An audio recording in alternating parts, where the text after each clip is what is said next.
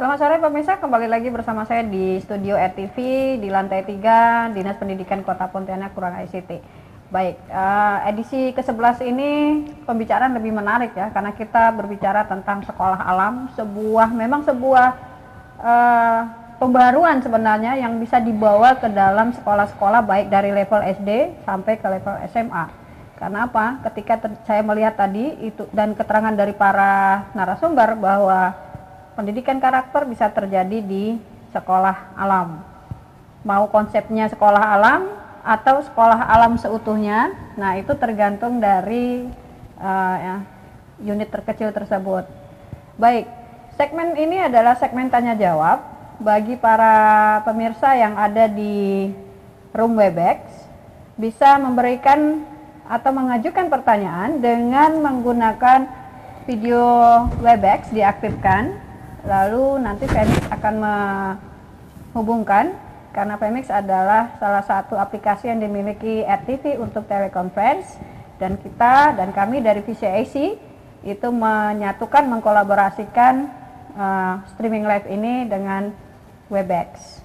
Baik, silakan yang ingin bertanya. Mungkin dimulai dengan identitasnya. Halo.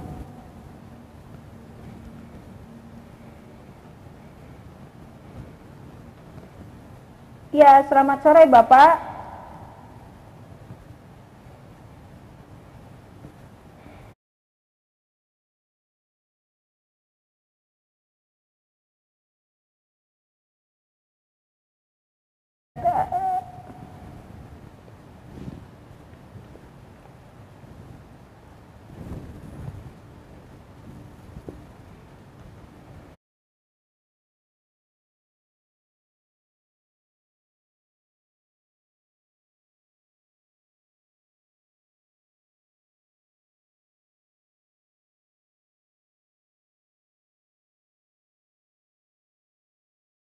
Saya lagi menikmati orang Bali bertanya ini. Oh ya, baik. Pak Arnat atau Pak Wasis ya. Ini ada pertanyaan dari Pak Gusti Semadi dari SMP berapa tadi ya, teman, di daerah Bali, Pak. Beliau adalah seorang guru bahasa Inggris. Nah, Pak Gusti, kalau saya salah nanti diulangi pertanyaannya ya, Pak. Oke, baik. Beliau guru bahasa Inggris ceritanya. Beliau kepengen tahu sebenarnya apa sih sekolah alam ini. Dari tadi beliau belum menemukan benang merahnya nih untuk ke sekolah alam. Beliau sebagai guru bahasa Inggris, apakah anaknya dibawa keluar untuk belajar bersama alamnya, atau materi atau konsepnya dibawa ke ruangan gitu ya, Pak ya?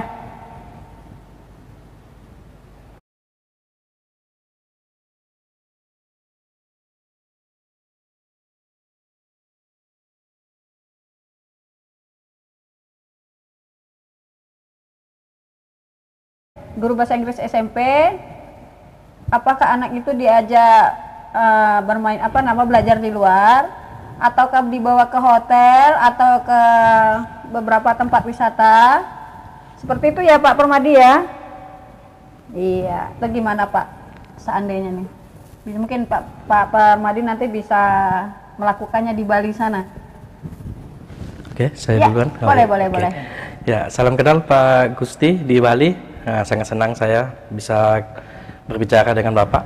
Ya, terkait dengan yang Bapak pertanyakan tadi, kalau di Sekolah Alam Kota Singkawang itu, konsepnya adalah alam itu sebagai sumber belajar yang paling utama. Jadi ada terbagi 3. Nah, yang pertama, belajar tentang alam. Jadi alam itu dijadikan materi. Nah, seperti mempelajari tentang tumbuhan, hewan-hewan, nah itu tentang alam. Yang kedua, belajar dengan alam. Jadi alam itu dijadikan tempat untuk belajar.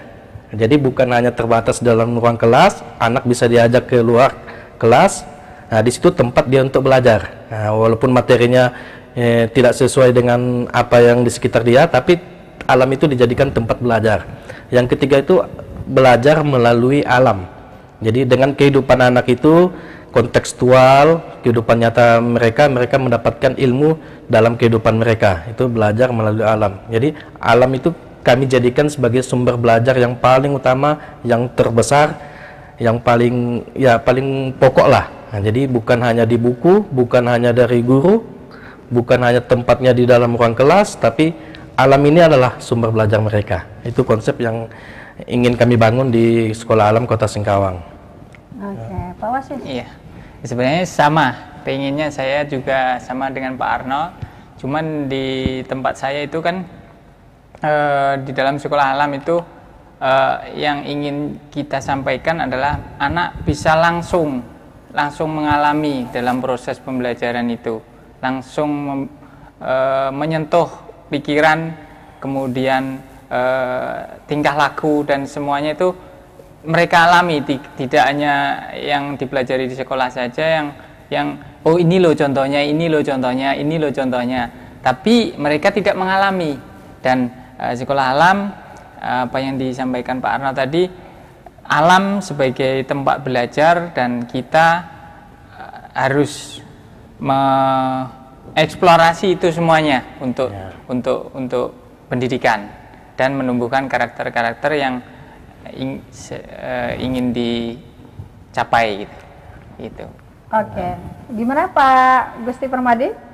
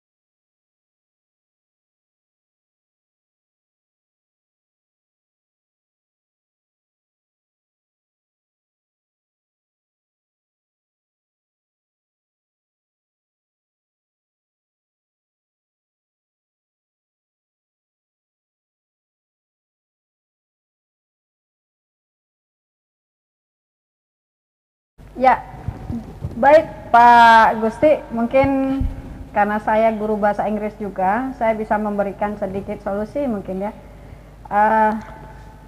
Kalau seandainya dalam suatu materi itu tidak terkait dengan materi yang ada di alam, tapi sebenarnya ketika Bapak membawa anak-anak keluar, itu dengan melihat bunga saja, mereka akan punya feeling atau perasaan yang berbeda ketika mereka belajar di dalam. Jadi I just give you the example. You just sit on between your students outside of the class and make the discussion outside of the class. Maybe you can play it. You have, yeah, you get the point, right? Hey, you're welcome. Ya, iya. Jadi titik beratnya adalah kalau memang dalam teori tidak ada yang berhubungan dengan alam seperti biologi dan matematika, bahasa Inggris kalau kita aja dulu ya belajar di ruang kelas itu rasanya terbunuh banget. Ya, terpecah. Feeling softly ya. Yes. Ya, jadi enaknya memang membawa siswa keluar kelas. Saya dulu mengajar di SD Pak bahasa Inggris. Jadi saya bawa anak-anak di luar, saya dudukkan mereka di tempat yang teduh, berkelompok, mengerjakan tugas-tugas yang ada di buku mereka. Mereka bermain juga. Jadi sebagai guru saya tidak memberi batasan bermain yang bagaimana. Yang jelas tugas selesai, mereka senang, happy, belajar bahasa Inggris cepat masuk. That's it, the point, sir. Okay, you're welcome. Okay, next. Pertanyaan berikutnya mungkin dari teman-teman. Bu Fadilah di Romebek kayaknya ada ya. Ini ada sahabat saya nih, Pak. Dari Kota Singkawang. Waalaikumsalam warahmatullahi wabarakatuh. Diaktifin aja Pak, Bu, maaf. Videonya diaktifin. Biar saya nampak wajah Ibu, kangennya hilang kan?